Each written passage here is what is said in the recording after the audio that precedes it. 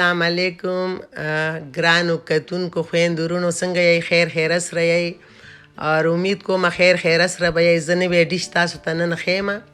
پیش پکوړه دا پیش دی وړوکی ډکې مې کټ کړی دی اور دا بیسن دی دا تیل دی اور دا شنه دانیاله مرچکي دی اور دا مالګه ده دا زیره ده دا ګرم مساله پودر دی دا تندوري مساله ده او دا میکس مساله ده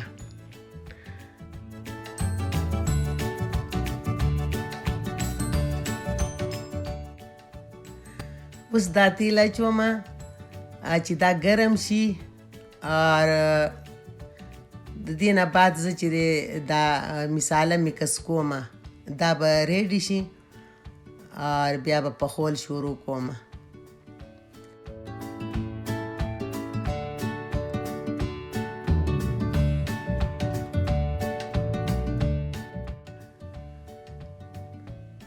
بسم الله الرحمن الرحیم بس اوس مې پکې اوبه لږې واچولې اوس دا میکس کوم چې دا ښه طریقې سره لکه میکس شي نو بیا به پخول شروع کوم نو دا اوس په لږې اوبه به پکې نورې واچوئ لکه چې نه ډېر کلکي اور نه ډېر پاستي که نه بیسن پکوړه ده که نه نو چې صحیح طریقې سره لکه میکس شي نو بیا لکه مزهدار وي لکه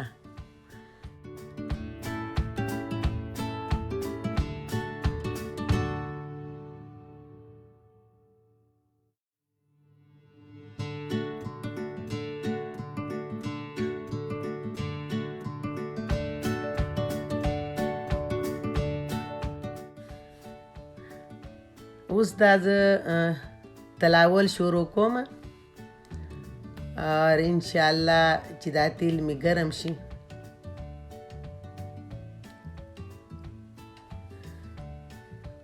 اوس لا ښه ګرم نه دی خو انشاءالله ګرمیږي به اوس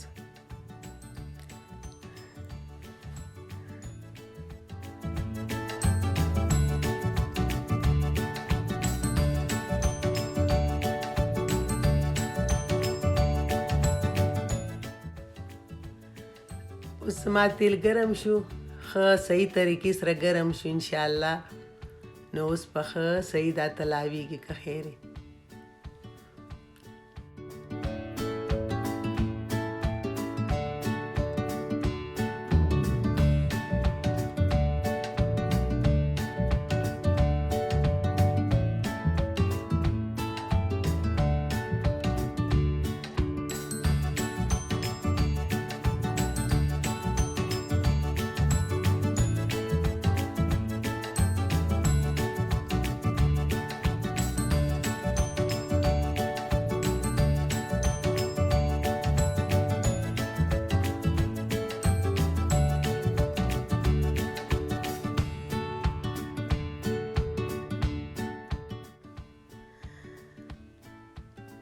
अभी मेरा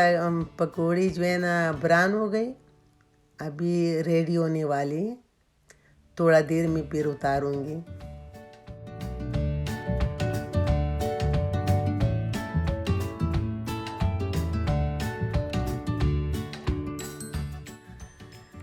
उस समय पकौड़ी तैयारी शुली और उसी राकुजोमा और तासु तई पेश कोमा